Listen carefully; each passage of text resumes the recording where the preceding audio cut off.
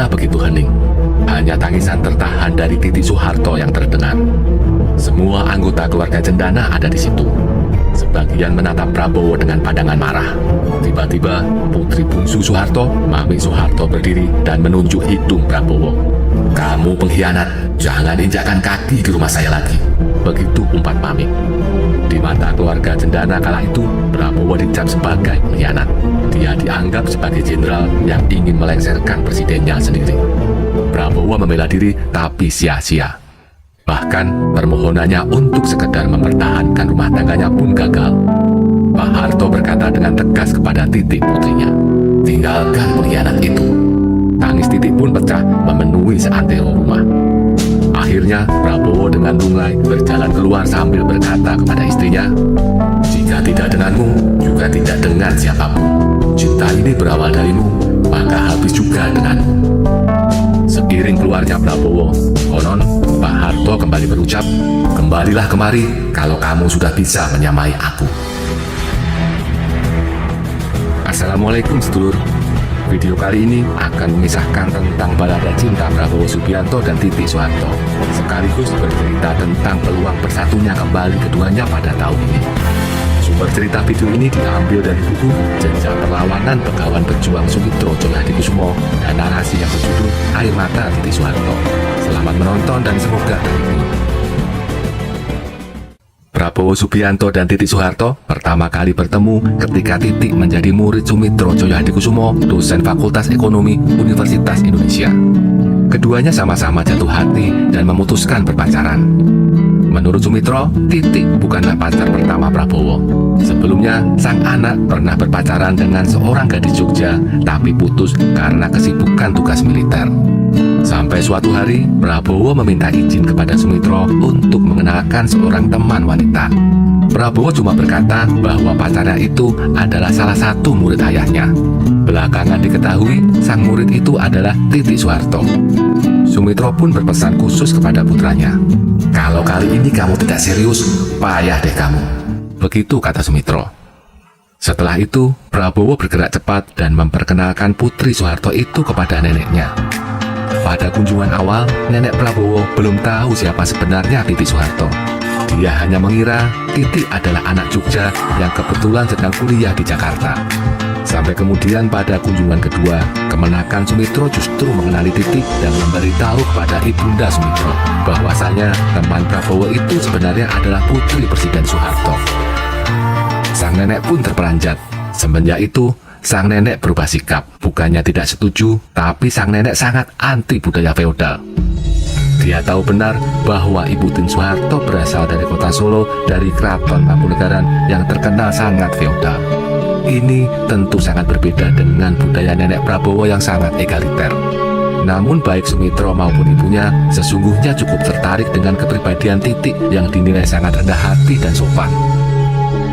Sampai kemudian pada sebuah upacara di Istana Negara, Ibu Tin Soeharto mendekati Sumitro. Dia berbisik-bisik soal kedekatan Prabowo dan Titi. Ibu Tin ingin hubungan anaknya dengan Prabowo ditingkatkan ke level yang lebih serius. Sumitro saat itu masih bingung. Dia bertanya kepada Prabowo mengenai keseriusannya. Prabowo pun menjawab, "Ya, nanti saya lamar." Prabowo pun terkejut saat diberitahu bahwa ia tidak boleh melamar sendirian. Tapi ia harus datang dengan seluruh keluarga besar. Singkat cerita, keluarga Soeharto menerima lamaran keluarga Sumitro dengan baik dan penuh hormat. Ibu Tin kala itu terlihat sangat berbahagia. Prabowo dan Titi menikah pada 8 Mei 1983 di Taman Mini Indonesia Indah setelah 2 tahun berpacaran. Pernikahan digelar dengan adat Jawa dan sangat meriah. Saat menikah, Prabowo berumur 31 tahun, sementara Titi 23 tahun dan masih berstatus mahasiswi semester akhir. Setahun kemudian, atau pada 22 Maret 1984, mereka dianugerahi seorang anak laki-laki bernama Ragowo Hedi Prasetyo atau yang akrab disapa Didit Prabowo. Waktu berlalu dengan cepat. 15 tahun setelah pernikahan, Indonesia dirundung krisis ekonomi parah. Di seantero negeri, marak demonstrasi mahasiswa yang meminta Soeharto turun dari jabatan presiden. Prabowo yang kala itu menjabat sebagai Pangkostrat diminta untuk mengamankan negara terutama mencegah aksi sejuta umat menduduki Monas pada 20 Mei 1998 yang digalang oleh Amin Rais. Dengan pendekatan persuasif, Prabowo berhasil membuat Amin Rais membatalkan rencana menduduki Monas. Masih di tanggal 20 Mei, usai bertemu B.J. Habibie, Prabowo datang ke Cendana. Dia ingin melaporkan keberhasilannya dalam meredam aksi pendudukan Monas kepada Pak Harto. Ternyata, di ruang keluarga sudah ada Pak Harto bersama anak-anaknya dan ditemani Panglima ABRI Jenderal Wiranto. Semula Prabowo ingin bergabung, namun Tutut dan Mami Soeharto menghalangi. "Kamu kemana saja? Mengapa membiarkan mahasiswa menduduki gedung MPR DPR?" tanya Tutut dengan nada keras. Prabowo dengan sengit balik bertanya, "Apakah saya harus menembaki mahasiswa itu agar tidak menduduki gedung MPR DPR?" Keluarga Cendana tambah meragam. Mereka beranggapan Prabowo punya agenda tersembunyi. Prabowo dinilai telah berkonspirasi dengan B.J. Habibie, Amin Rais, dan para reformis lain untuk melengsarkan Soeharto. Mami Soeharto dengan amarah menguncah kemudian menunjuk hidung Prabowo dan berkata, "Kamu pengkhianat, jangan pernah menginjakkan kakimu di rumah saya lagi." Titik Soeharto yang ada di dalam ruangan hanya bisa menangis kencang melihat suami terkasihnya diamuk oleh keluarga besarnya. Prabowo terpaku. Dia merasa telah difitnah habis-habisan. Di luar dia dianggap sebagai antek keluarga Cendana, sementara di dalam dia dianggap sebagai pengkhianat. Apalagi setelah itu Pak Harto memberikan perintah yang mengagetkan. "Tinggalkan pengkhianat itu," kata Pak Harto kepada Titik. "Kembalilah kemari kalau kamu sudah bisa menyamai aku," ujar Pak Harto kepada Prabowo. Saudara Hasim Joyo Hadikusumo ini kontai. Keinginan terakhirnya untuk mempertahankan rumah tangganya dengan Titik pupus sudah. Semua angkat.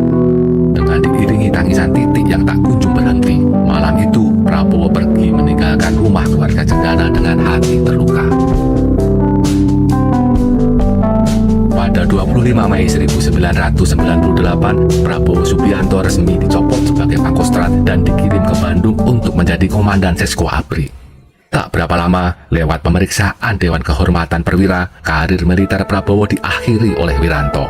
Dia dituduh sebagai aktor utama penculikan para mahasiswa dan aktivis 98. Padahal, kebenaran tuduhan tersebut masih menjadi misteri sampai sekarang. Karena tekanan politik yang begitu dahsyat dan fitnah yang bertubi-tubi, Prabowo akhirnya pergi meninggalkan Indonesia. Dia menerima ajakan teman karibnya, yakni Raja Abdullah dari Yordania untuk tinggal di sana. Seiring kepergiannya ke luar negeri, biduk rumah tangganya dengan Titik pun makin rapuh. Dan akhirnya, pada tahun 2000, Prabowo dan Titik dipaksa bercerai meski keduanya masih saling cinta. Perceraian keduanya tidak terendus media massa dan tidak ada kisruh pembagian gonogini. Meskipun sudah bercerai, Prabowo Subianto dan Titik Soeharto tetap menjaga hubungan baik dan silaturahim. Keduanya masih sering bertemu dalam berbagai kesempatan, baik yang bersifat pribadi maupun politik. Baik Prabowo maupun Titik juga tidak saling menikah lagi usai lebih dari 25 tahun bercerai. Keduanya masih menyimpan kenangan indah dari masa lalu. Mereka juga masih saling mendukung dan menghormati satu sama lain.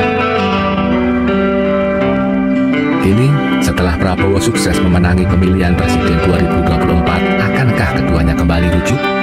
Dalam sebuah sesi wawancara dengan Aiman pada 2015 lalu, Titik memberikan jawaban tentang peluang rujuk. Titik menjawab bahwa belum ada niatan untuk rujuk. "Buat apa?" kata Titik. "Toh keduanya sampai sekarang selalu berhubungan baik dan saling mendukung dalam setiap kesempatan. Keduanya juga bisa membesarkan Didit bersama-sama meski tidak berstatus suami istri." Tapi itu jawaban 10 tahun lalu ya sedulur. Bisa jadi tahun ini jawaban Titik akan berbeda. Ingat, bukankah kini Prabowo sudah menyamai Pak Harto? Sebuah syarat yang diminta Pak Harto kepada Prabowo jika ingin bersatu lagi dengan putrinya. Dengan memenangi pemilihan presiden 2024, Prabowo sudah selevel dengan Pak Harto, yakni di level pemimpin negara. Mari kita tunggu kabar baik dari keduanya. Bagaimanapun juga, Indonesia butuh sosok seorang ibu negara usai Prabowo dilantik menjadi presiden pada Oktober 2024 nanti. Terima kasih sudah menonton. Wassalamualaikum warahmatullahi wabarakatuh.